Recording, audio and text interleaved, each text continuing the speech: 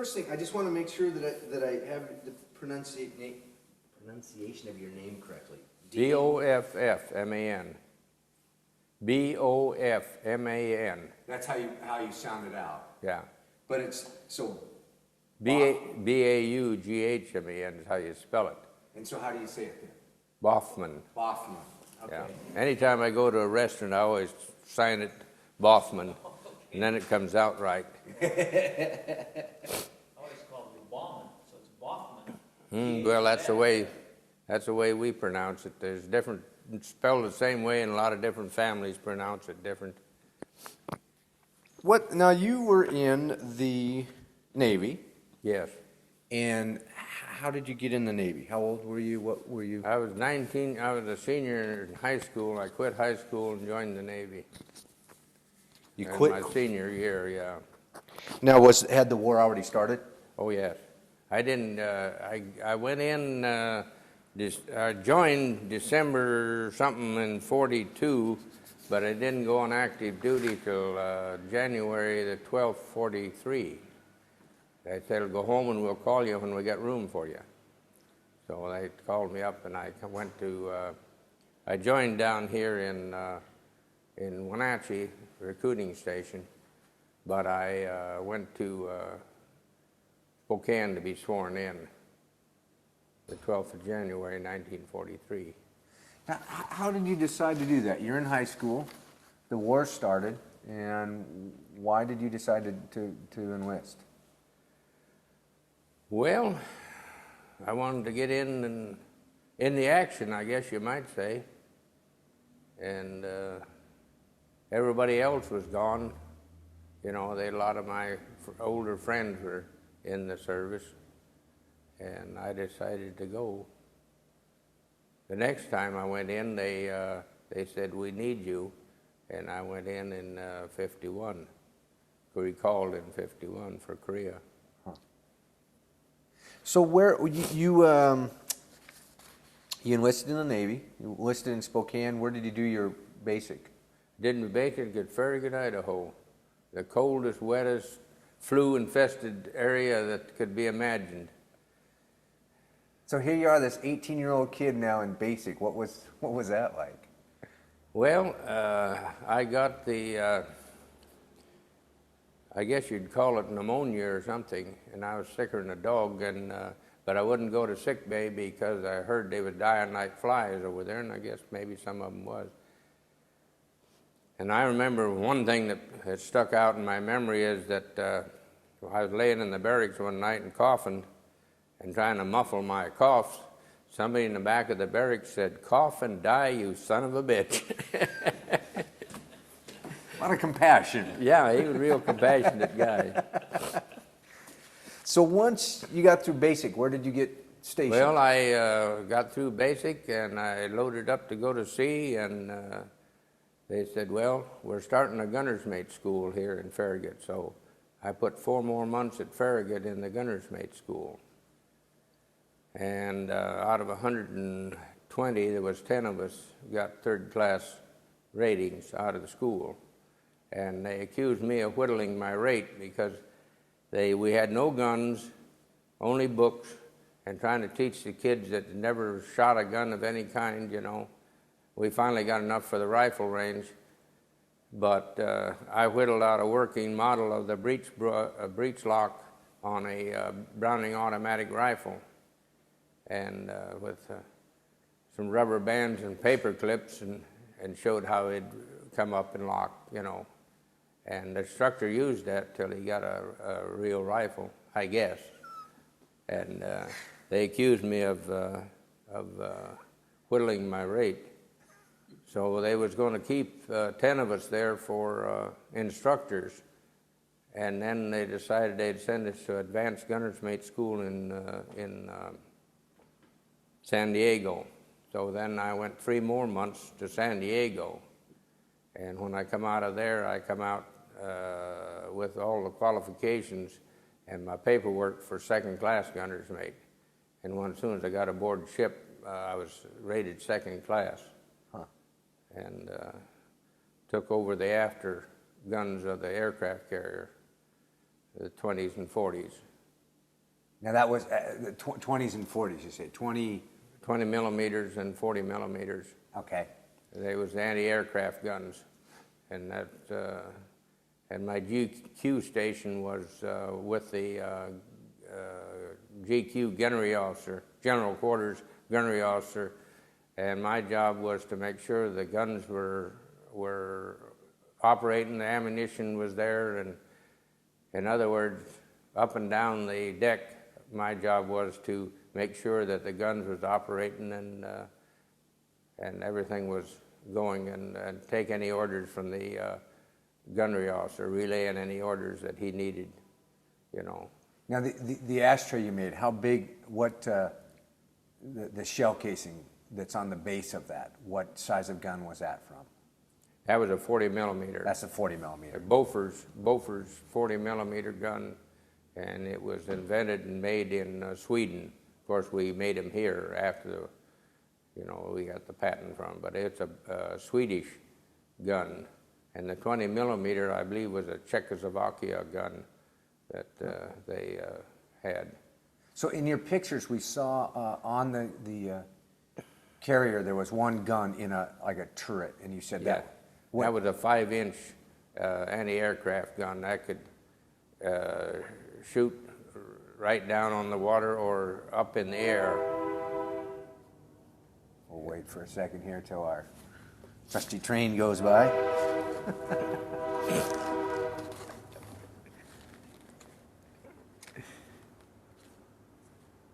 What's see if he's going to toot again here. Okay. So where was the first place that you saw active duty? I mean, where you actually got to the war? The first place was on this aircraft. I commissioned 2 aircraft carriers.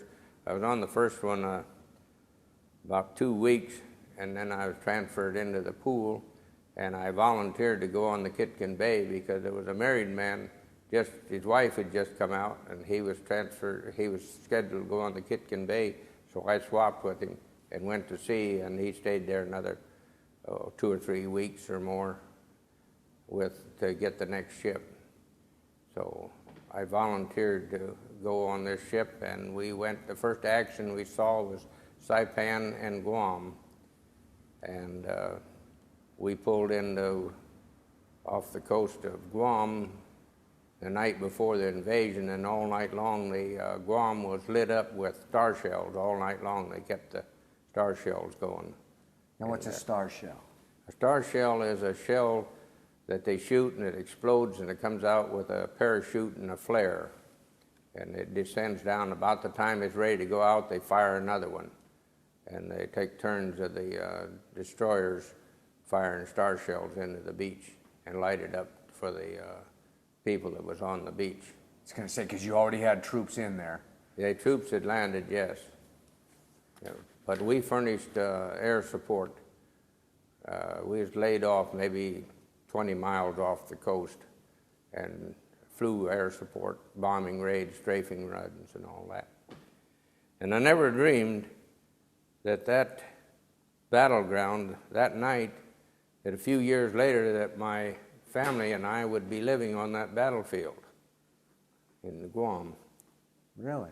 Yeah. Huh. I was on the ammunition, called back on an ammunition depot there in Guam during the Korean War.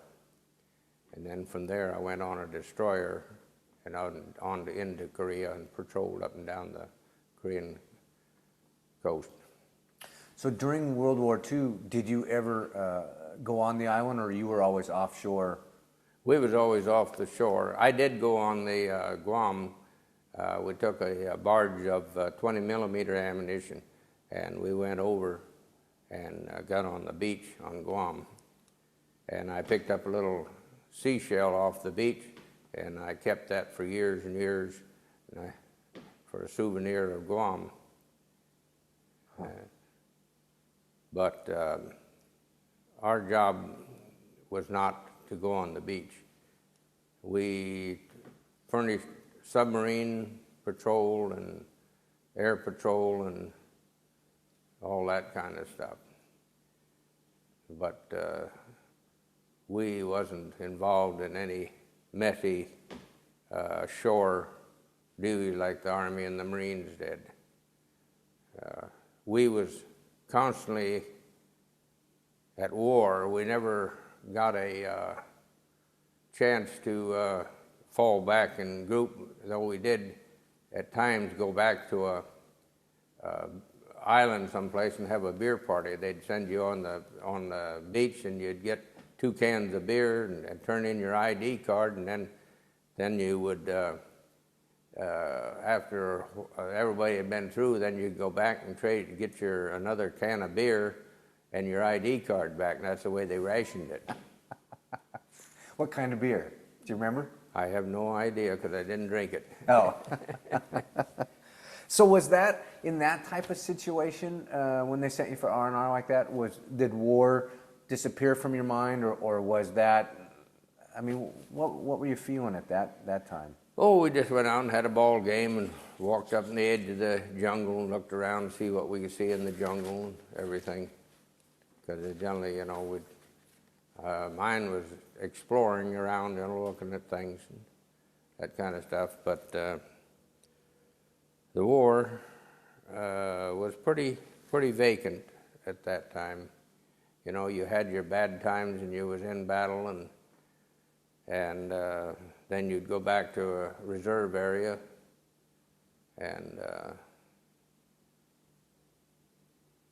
so we went up through the islands into Truk and those islands, and went on up, and finally we fell back to New Guinea and picked up a convoy and took them into Leyte, which is a center island where they made the first landing in the Philippines, and we supported that landing, and then we went up north, and that's when we run into the Jap fleet. The Jap fleet come down in a rain cloud, and they was within 15 miles of us before we ever knew they was there, because they was following the rain cloud.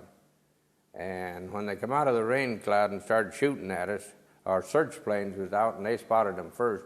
The first thing we seen some anti-aircraft fire on the horizon. Then they come out of the rain cloud 15 miles, and you see the photos there where they started splashing shells around us.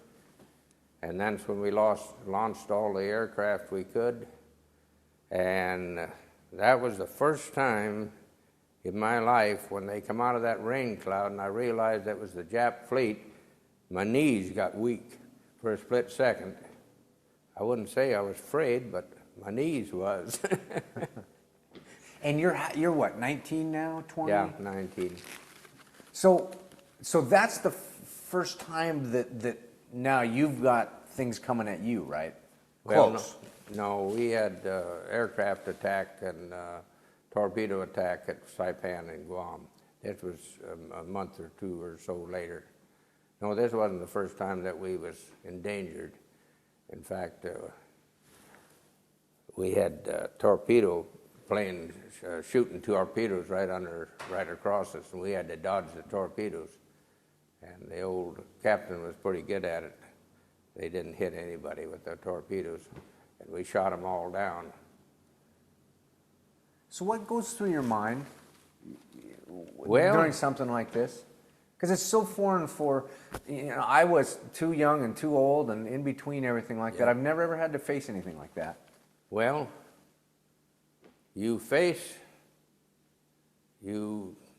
it's your job, and you do it. And there were some of them that broke down.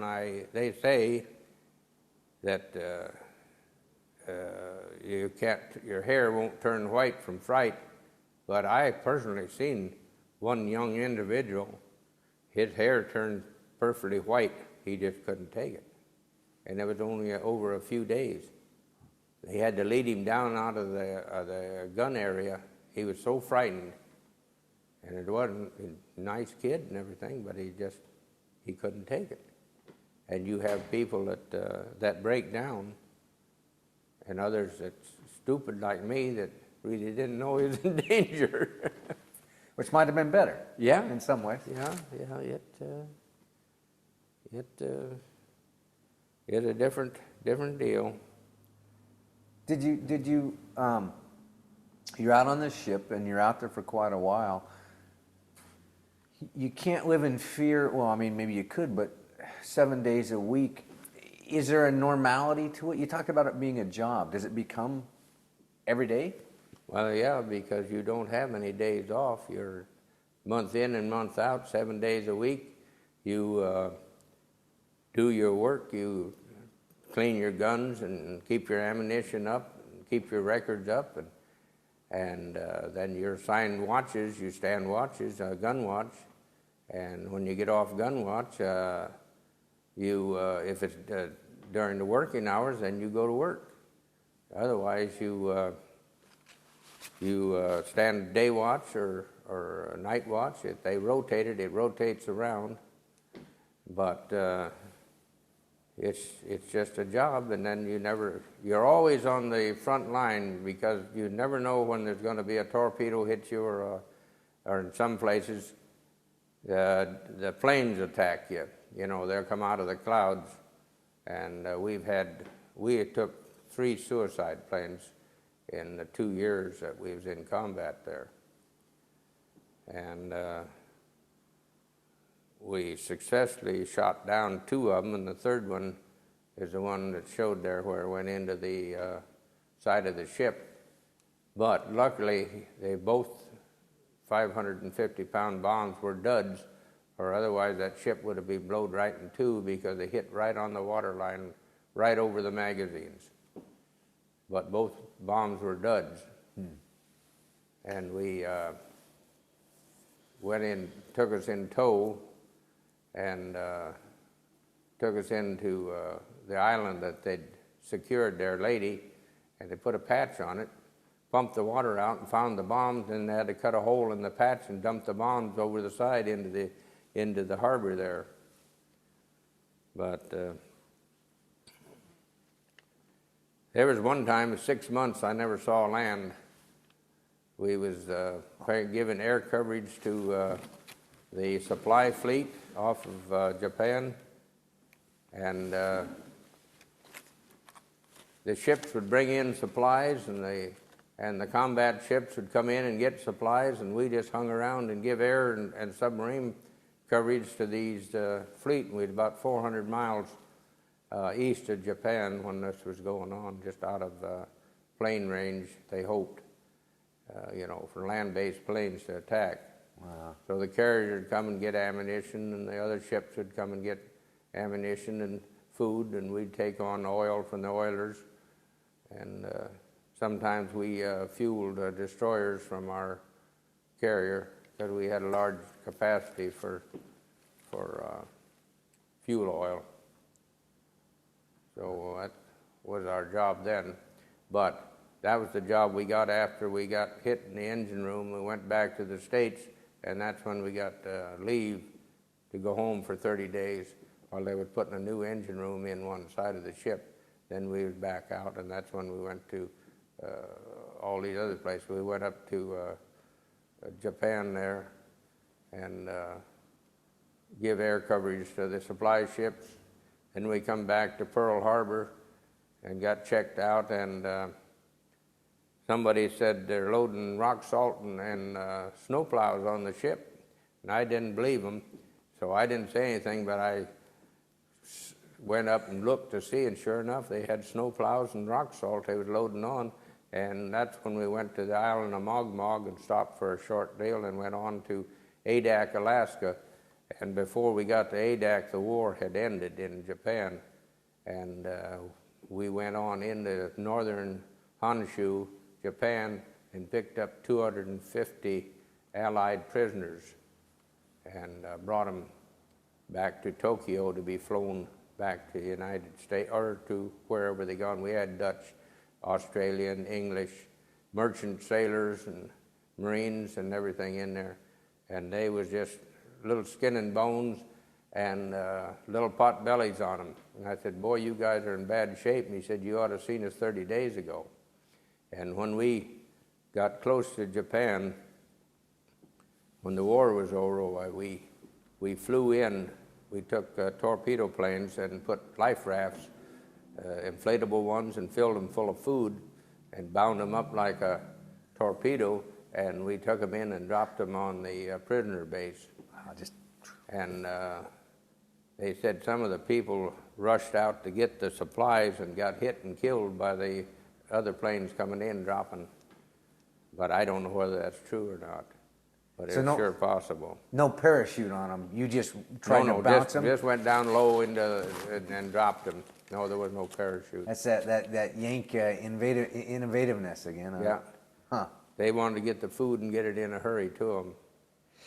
So- But they was so badly with deficiency that you could push your finger into their leg, and it would stay there just like putting your foot in a mud puddle, you know, and it slowly seep back, you know, and get their back again. You know, they had that berry, I guess.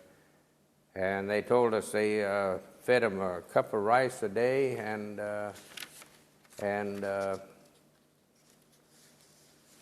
this, what they call jungle stew. He said it was something like rhubarb, tried to give them some vitamins. But he said, I can't blame them too much. He said they were starving too. The Japanese people were, you know, the biggest share of them was the common people, of course, were pretty hungry. What was, you know, the concept that we get, my generation gets, of the end of World War? We see all the news parade reels and everybody in Times Square celebrating and all that. But for a lot of people, that wasn't it. So they came to you, you were out in Alaska somewhere or something, and they said, the war's over? Yeah, we were on the way to Alaska. So what was that like? That was a great relief. And they talk about the atom bomb, but that atom bomb saved millions of people's lives, including the Americans and the Japanese, because the Japanese would have fought to the last ditch. They even was teaching the school children to sharpen bamboo poles, you know, for a spear attack on the invaders. They was dedicated people, and they would have done anything. But you know, when we went ashore 30 days after the war was over, they had armed patrol, all right, but I felt perfectly safe in Japan when I was there, walking around and buying souvenirs and all that stuff. We didn't buy much because they didn't trust American money, but they did like cigarettes. So we took cigarettes and traded cigarettes for everything. Now so you went, where did you ended up where in Japan? Yokohama. Okay, in Yokohama. Yeah. So the war's over, you show up in Yokohama. Tell us about that, because again, the history books don't tell us about what it was like after the war. I mean, it was a devastated country is all we know. What was it like when you got to Yokohama? We was there 30 days after the war was over. And we went in and landed on the beach. The beach, the wharfs, and the frontage around the harbor, nothing wrong. From that area, from a block to the residential area, which was maybe 10, 12 blocks, was just like you see in those pictures, just rubble, sheet metal, twisted metal, and people digging in the garbage trying to find something in the deal. And the people was on the streets with blankets spread out and selling everything they had in the house, you know. I had a little Harry Carry knife and a bunch of stuff, you know, a little, they quite go into symbols, you know, of dolls and all that kind of stuff. I had a whole bunch of that stuff, but over the years I've given it away or traded it away or something. What was the attitude? I mean, was there also this big feeling of relief over there, or was it depressed, or? They was just a bunch of people trying to survive, and like I said, I never felt endangered or anything while I was there. I never afraid of the people, and they was very polite, and they didn't know it, but we had relieved them liberated them from a very oppressive government. And I don't know, maybe they was knew enough to appreciate that, I don't know. But I've asked this question before. You know, a lot of people leave a war. Did you leave with a prejudice, or was the war a war against a country, not the people per se? I mean, do you hold animosity towards the Japanese and the Germans and today, or was the war a war? it was a war. They was defending their country. We was at war defending our country and our way of life. And I had no feelings against any race for anything. And I never witnessed anybody there, you know, with any kind of deal. I just don't know. Something that's pretty hard for me to answer. They were doing exactly what you were doing. They were. That's right. They were defending their country. They lost. We won. And like one Japanese girl that told me that could speak English, I said, well, we got to forgive and forget. She said, it's easy for you. You won the war. She's talking about her dad. Her dad was a soldier, and he didn't like Americans, and of course he fought against the Americans. And that's what I told her, and that's what she said. It's easy for you. You won. You know, it's easier to forgive if you won. Huh. What was the hardest part of your time in the service?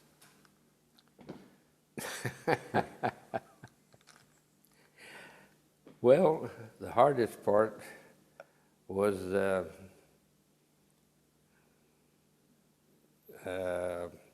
one time when I first time I was in Hawaii, I went ashore, and of course in a white uniform you don't have much place to keep anything. And I lost my ID card, and when I come back to get the boat to go back to the ship, I couldn't leave, and so I had to wait there, and I told them what ship I was on, and they said, well, we're going to have to call your ship and have somebody to come identify you. So they sent an officer over, and he was from another division. I didn't know him, he didn't know me, and he said, you're from the 3rd Division? I said, yeah. He said, what's your division officer's name? And I told him. Okay, he said. So he took me back aboard the ship. I got 20 hours extra duty scrubbing pots and pans down the galley. But they never broke me or anything, you know. They never had any court-martial. They just gave me some extra duty. And the funny part about it, later in the war, when the war ended, they needed somebody for the master-at-arms, which is the police force aboard the ship. And I was first-class gunner's mate then. And at one of our reunions, this sailor, he was 83 or 4 years old. He was at the reunion. I asked him, I said, do you remember me? No, he said, I don't. I said, you ought to. I mustered you for 30 days when you went over the hill. And he laughed and he said, yeah, now I know who you are.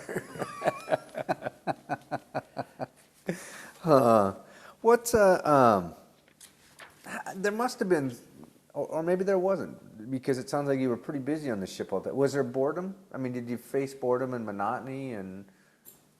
No, because we had other things to do. If you didn't want to have anything to do, they had a habit of taking a spoon and a nickel or a dime and tapping on it, and then drill the center out and making rings. And I beat out a knife out of a paint scraper and give it to one of my gunner's mates. And he had it till pretty near the end of the war, and then somebody took it away, got it from him. But he remembered, he was looking through some of my stuff, and I seen a picture of the handle. I had the handle. I made carved out a head on this knife handle, and put red toothbrush, drilled holes and drove little pieces of toothbrush in for red eyes. And he remembered that. He said, "That's that knife you made for me." And I'm still in contact with him. In fact, I am in contact with, I have over 400 people on my mailing list, and there's probably 20 of them I knew aboard ship 50-some years ago. Let's talk about that. I mean, I mean, when you look at the big picture of your full life, the military was a very small part of it. I mean, time-wise. Right?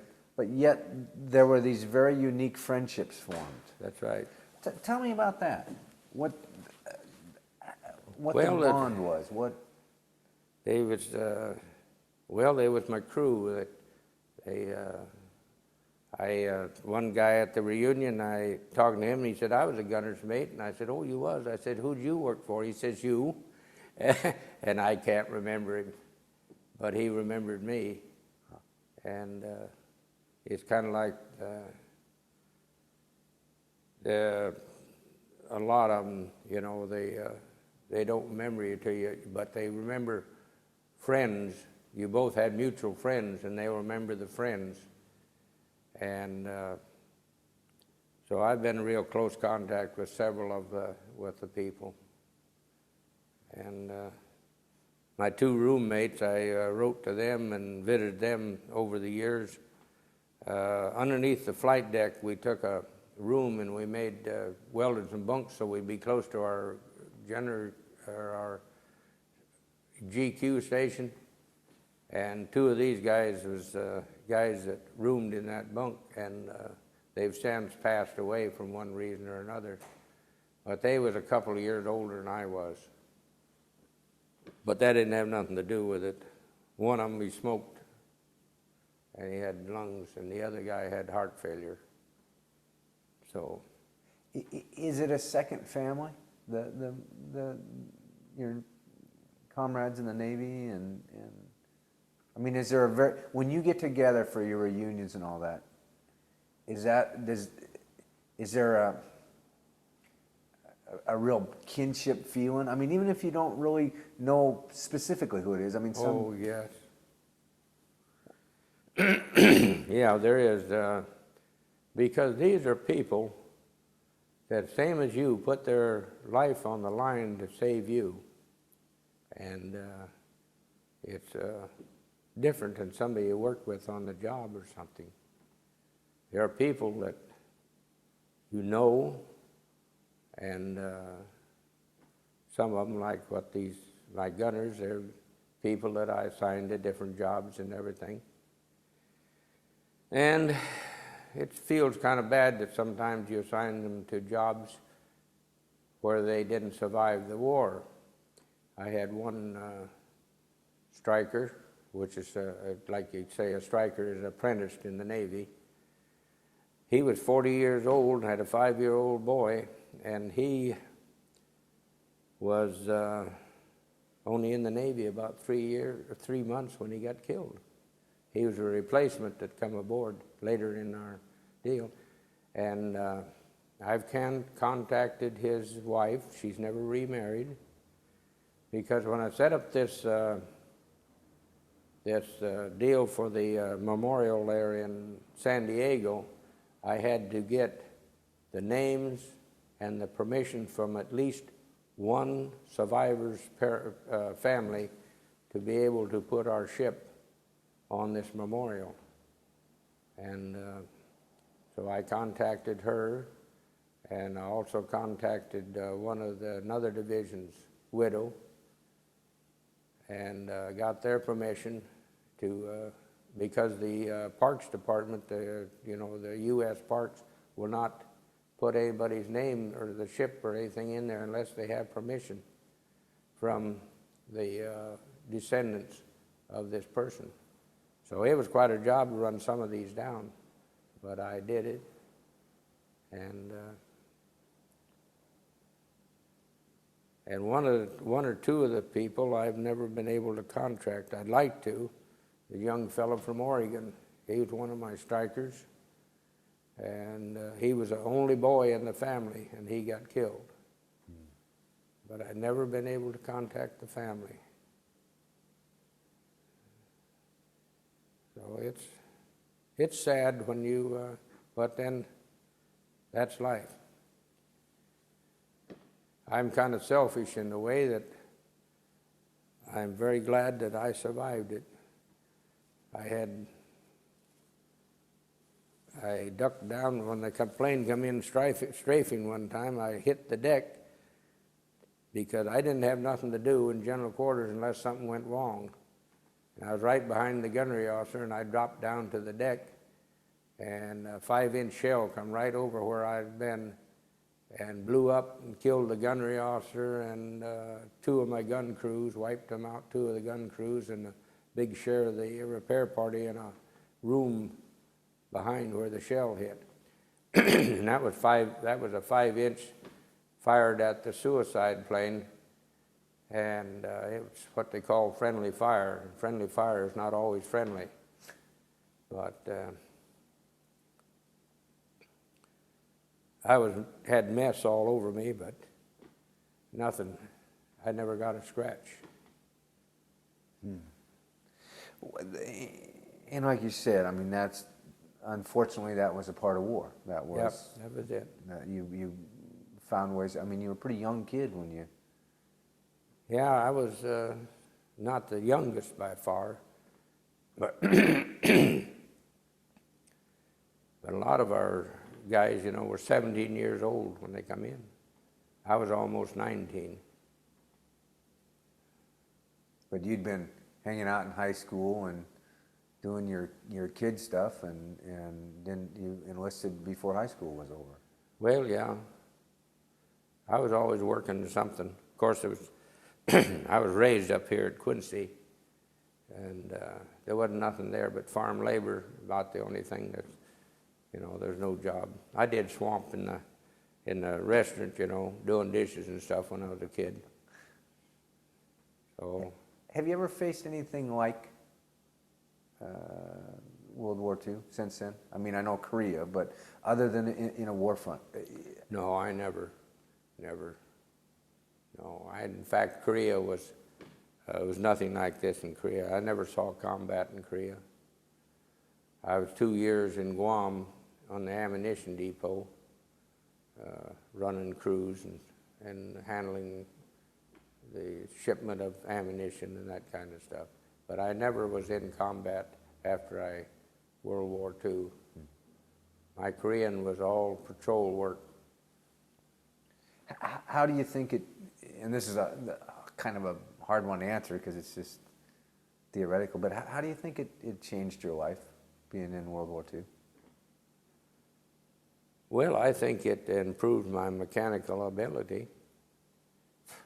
Be working with the equipment and working with the guns and running the crews and being around people. Nobody intimidates me or anything.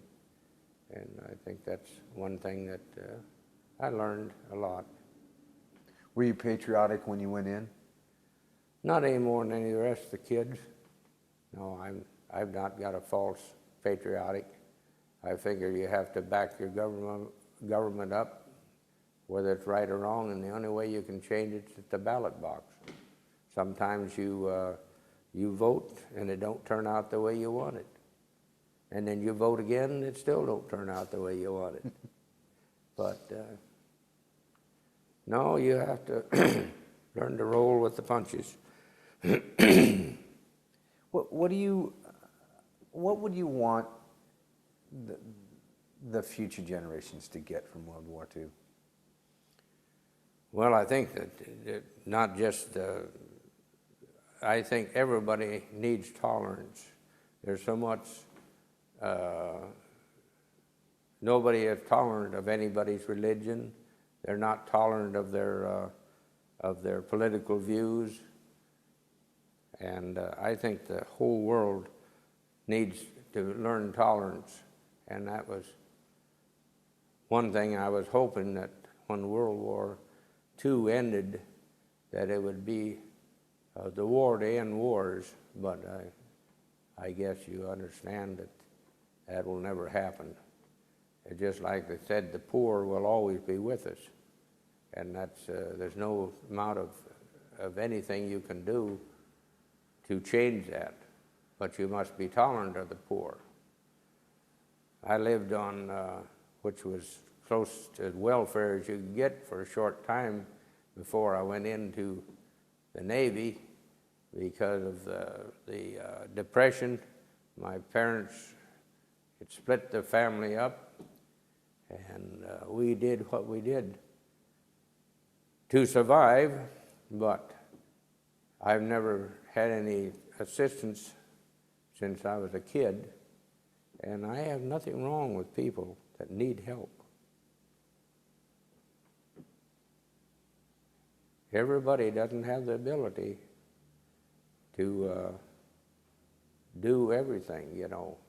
Some people are. Now, like yourself, you're talented. You're able to go out in the world and make a living. But there's a lot of people that aren't. And you got to be tolerant of it, but you can't coddle them.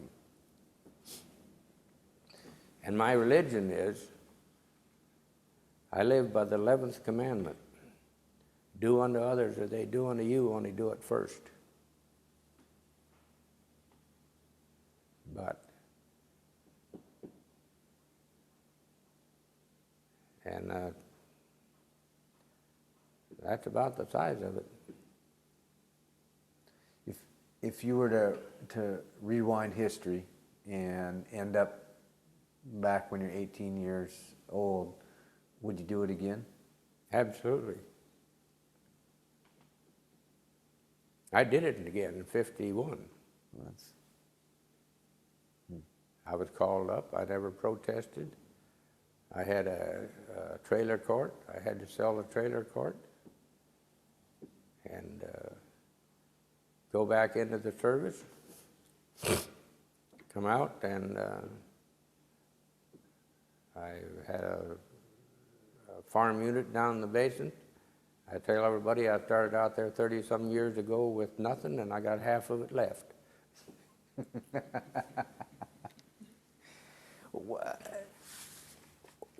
And this again is one of those hard ones, because how do you define worth it? Was World War II worth it? Did we accomplish anything? Absolutely. How do you think it changed history? It set back aggression for a few years. And it should have continued, but it was a falling down of greedy people. But yes, I think it was worth it. Did you realize you were a part of history while it was happening? When I was on watch one night, we was going into Lady, and there's a big old watch officer there by the name of Commander Hayes, big old mustache on him, and he said, "You know, son," he says, "you don't know it, but he says you're making history tonight." And that's when we was leading the first invasion of the fleet into Leyte, which was the center island in the Philippines. And that's the first I'd ever heard of anything of making history. Never even thought about it until he mentioned it that night. And then he was pointing out the different stars, constellations, and explaining it to me while we was on watch up in the... I spent most of my time up above the bridge in the gunnery control box up there. And so I looked down on the bridge and watched the landings and the takeoffs, and so I had a good view of everything. But we, you know, nothing to do. The lookouts couldn't see anything, black as old get-outs, you know. So we just talked a lot, you know. And he was quite a guy. He was telling me the constellations and pointed out Tarsus's sword to me. And I said, well, when I was a kid, I always called that a kite. It looked like a kite. And years later, I was lost. I took a road, and it had no turn out there below Spokane. I was out there in that Scab Rock, and I didn't know which way was north or south. It kind of a haze, and I could look up and I could see the sword up there, and then I could orient myself to what was north, and I took the right fork in the road and got into Cheney, Washington. So it saved me being lost out there in the Scab Rock. I took a shortcut. My wife said I should not do that. It's interesting how little things in our life affect us years and years later. I mean, Yeah. Just that conversation you had with that gentleman up on the ship, and Yeah, yeah, you have memories and memories and memories. They come back to you. If something happens, they come back to you again. Something that happened. And a lot of people had a lot of nightmares, you know, flashbacks and all that stuff. And I can't say that I've had, I have dreams, you know. But as far as flashbacks, I don't think I ever really had what was really a flashback.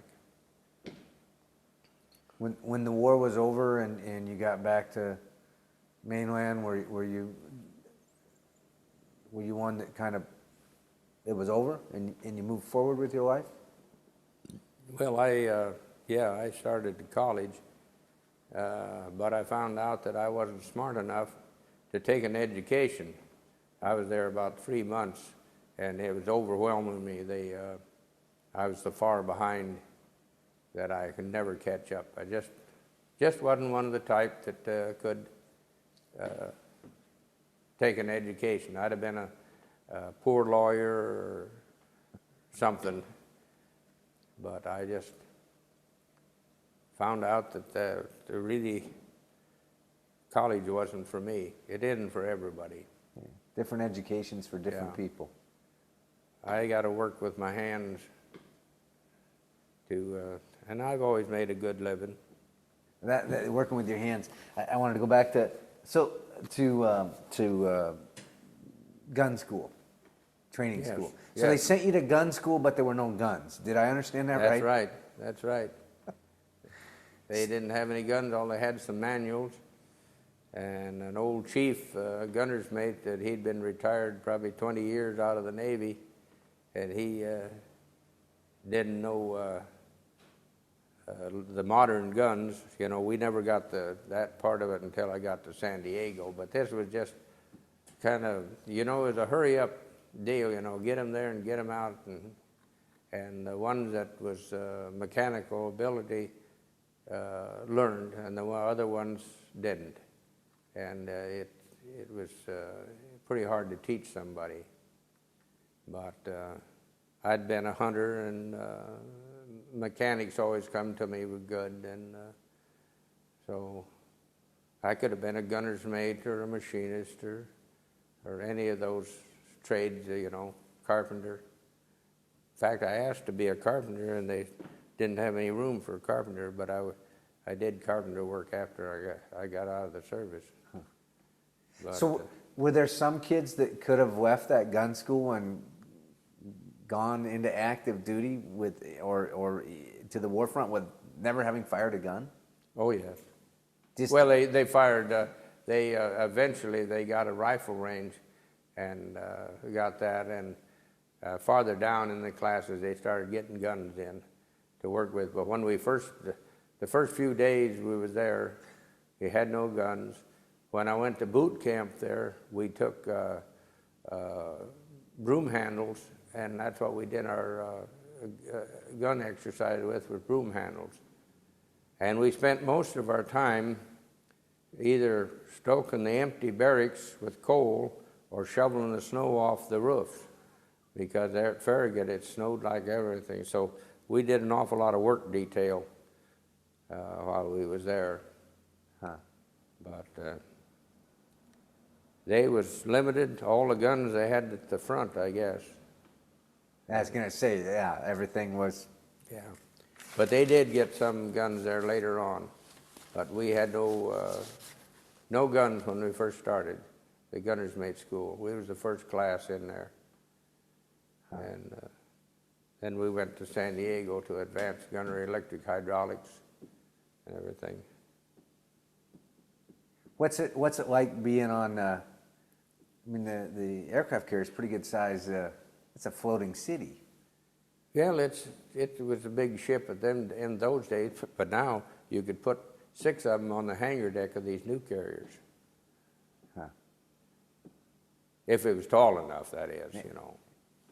Let's go ahead and let's talk me through these pictures a little bit. What we, because now this is the aircraft carrier you're on, and you don't need to hold them up for the camera. You can just go ahead and look at it, because what I'll do is I'll shoot them separate. But Oh, okay. Well, this here is the torpedo bomber on the catapult, and it's being released, catapulted, and they rev the engine up, and then they snap it off.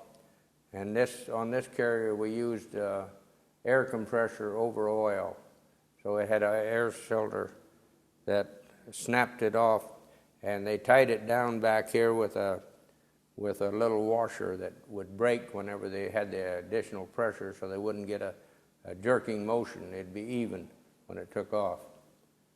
So that there is the launching of a torpedo plane, and the torpedo plane either had torpedoes on it, depth charge bombs, and rockets. They had rockets.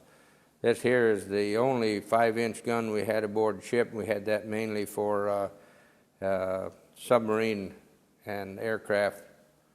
We didn't intend to use it against battleships, which we did in that battle of the Philippines. and that was your biggest gun that you had on the. One 5-inch is all we had. Huh. And that was, well, when we was going down to Espiritu Santos, that's off of Australia, with a cargo on our first cruise, we had no escort, and a submarine surfaced and tried to run around in front of us, and so they could waylay us, you know. But we put a star shell up and illuminated him, and he had to submerge, and that way underwater he couldn't outrun us. We could outrun him. Huh. This here is Adak, Alaska. This is where the war is over, and we're headed for Japan. We picked up a convoy. We was going to go in and bomb and strafe northern Honshu, but instead we went in and picked up 250 prisoners and took them down to Japan to be sent back to their respective countries. They had Dutch, Australian, English, French, and a lot of them were merchant ships, people from merchant ships. This here is a picture of the ship. We shot down a high-flying bomber, and he's on fire and hitting the water.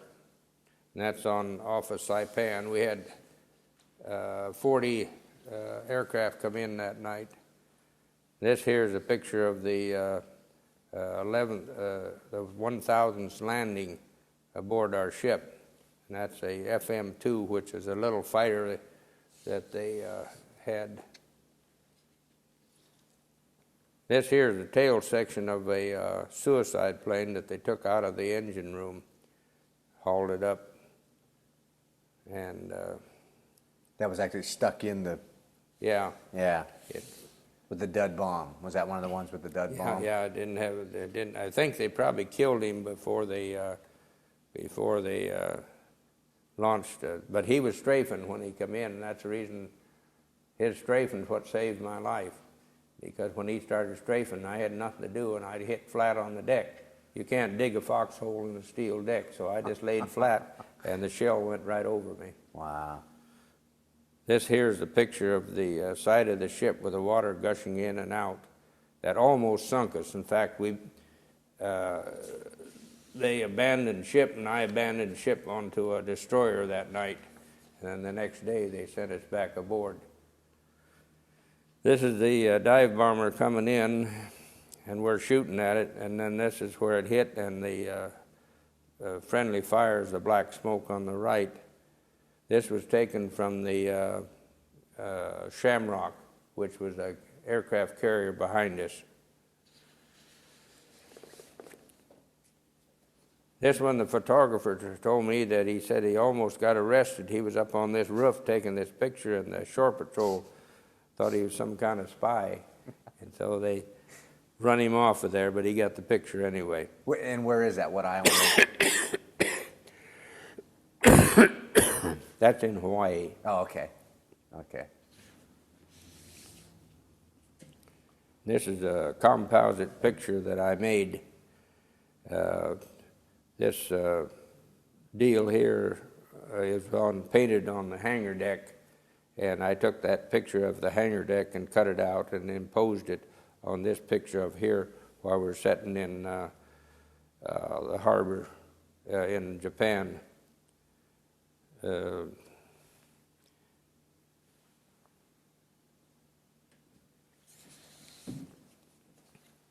This is a near miss by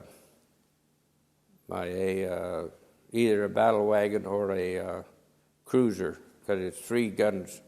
It's a turret that was firing at us. And one kid, he hollered out, "Hey," he said, each turret had a different dye marker. Whenever these would be blue or green or red water spouts. And that way they can tell where their rounds are hitting. And this one kid, he hollered out, "Hey," he said, "they're shooting at us in Technicolor." Technicolor was, was famous in those days. And this here is our ship making smoke, trying to elude the Japanese battle wagons and cruisers and destroyers. They closed within 5 miles of us. In fact, you could see you could hear when they fire, you would hear a big whoop, and then pretty soon there'd be a crack when the shells hit and exploded. And they shot all around us. And the old man, every time they'd shoot, he'd try to steer the ship where they'd hit. They figured they couldn't hit the same place twice, and it worked. Now this here is the Gambier Bay, dead in the water, and they're still shelling her. They lost many of her shipmates on that ship, and the shell hit the chain locker where the anchor chain was, because what they was shooting was armor-piercing shells, and they was zipping right through those little aircraft carriers and wouldn't even explode because there wasn't enough metal there to explode them. What they was headed for, they was going down to Lady, where MacArthur's battle wagon and fleet and stuff was in there on the landing, and they was going down there and tear up the landing, but they never got that far. And they finally, they ordered some of the destroyers. I think there was, I don't know, maybe 6 or 7 destroyers and destroyer escorts. They ordered them in to go in on a suicide run on the battle wagons and cruisers, and they went in and launched their torpedoes, and they said just as soon as they turned away to escape, the Japanese blew them out of the water. So they lost the whole, the Johnson, and the little Samuel B. Roberts was sunk. And there was some of the others got away. Some of the other destroyers didn't get sunk. But we had 13 ships in our squadron there, and they sunk 5 out of the 13. They sank 2 aircraft carriers and 3 escorts. And this is the first time in history that an aircraft carrier was ever engaged in surface combat with enemy fleet.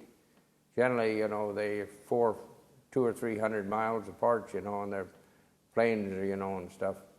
But this time we was in surface contact with them, and it's the first time and last time in history that this has ever happened in battle. And where was that at? Where were you at? It was off of Samar in the Philippines, and that is east of the Philippine Islands.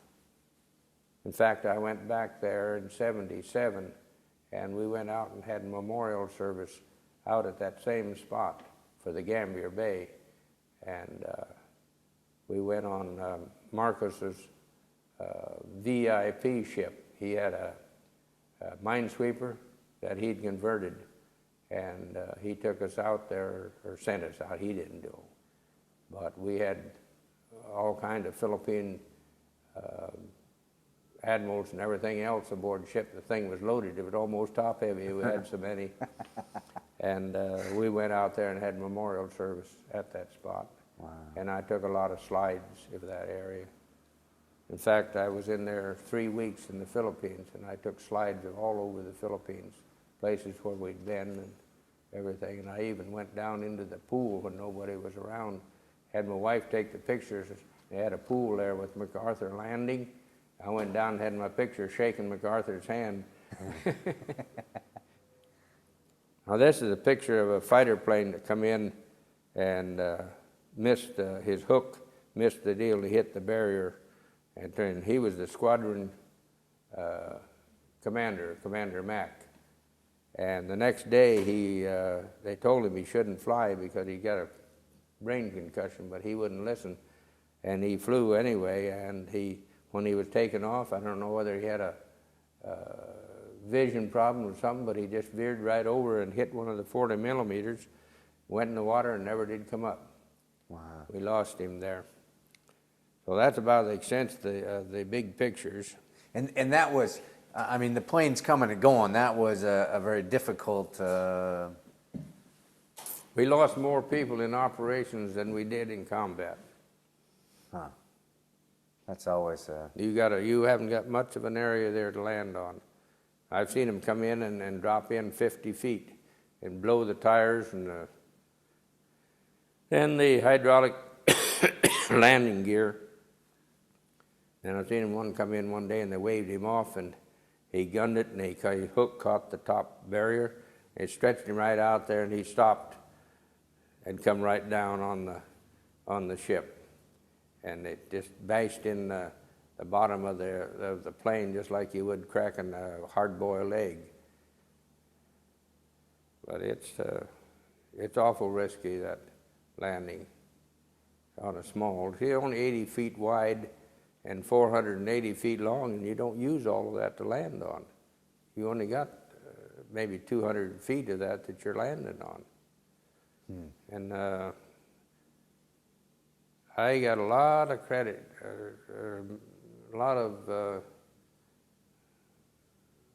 admiration for those pilots that went out there, you know, with a few 100 pounds of aluminum, you know, and attack a battle wagon and all that kind of stuff. Yeah, I would imagine those guys lived a pretty... That's right. Tight, stressful... Yep. And we got several of them in our reunion. Huh. That makes the reunions.